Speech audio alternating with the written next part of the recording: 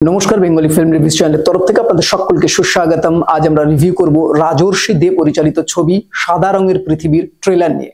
সবার আগে বলে রাখি ছোট করে গল্পটা, এটা একটা উইমেন এম্পাওয়ারমেন্ট নিয়ে পুরো গল্পটা তৈরি করা হয়েছে। বারাণসীতে সব থেকে বেশি উইডো ট্রাফিং র্যাকেটটা কিন্তু অ্যাক্টিভ আছে এবং সেখানে এই উইডোদের নিয়ে ব্যবসা করা হয়। কারা ব্যবসাটা করছে, সেখানে উইডোরা নিজেদের কিভাবে প্রোটেক্ট করছে বা তাদের জীবনে যে কষ্টগুলো পুরো পুঙ্খানুপুঙ্খ উঠে এসছে এই ছবির মধ্যে দিয়ে। যদি জানতে চান অবশ্যই ছবিটি দেখুন। ছবির মধ্যে মুখ্য ভূমিকায় আমরা দেখতে পাবো শ্রাবন্তীকে, পাশাপাশি আমরা দেখতে পাবো অরিন্দম শীল, ঋতব্রত মুখার্জি, দেবলীনা কুমার, এছাড়া সৌরসেনী মিত্র এবং আরো অন্যান্যরা। তবে সবচেয়ে বড় কথা, এখানে ছবির গল্পটাকে যেভাবে মেকিং করা হয়েছে সেটা জাস্ট আউটস্ট্যান্ডিং। আমার তো খুবই ভালো লেগেছে।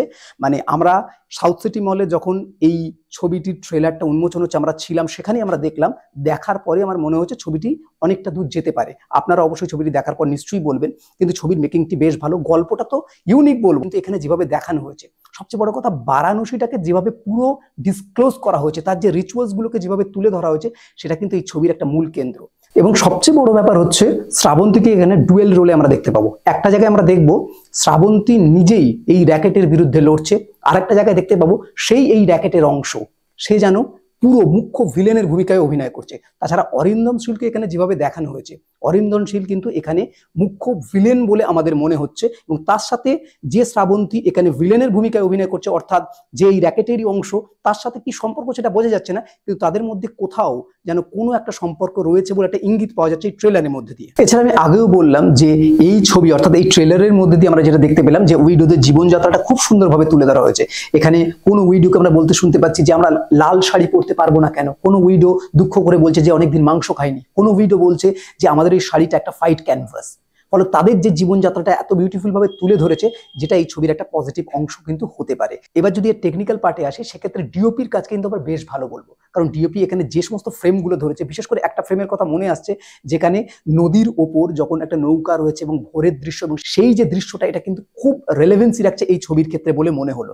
এছাড়া আরো বিভিন্ন জায়গায় যেখানে কিছু কিছু ডার্ক শেড দেওয়া হয়েছে, এবং সবচেয়ে বড় কথা এখানে যেভাবে ট্রেলারের মধ্যে শ্রাবন্তী ডুয়েল রোলকে একে অপরকে ইন্ট্রোডিউস করছে, এই জায়গাটা দেখতে পাচ্ছি শ্রাবন্তী একদিক দিয়ে হেঁটে আসছে, আবার আরেক যে নেগেটিভ রোল করছে সেই শ্রাবন্তী আরেকটা দিক দিয়ে হেঁটে আসছে। এই দুটো জায়গায় যেভাবে মেলানো হয়েছে সেটা কিন্তু খুব ভালো লাগছে।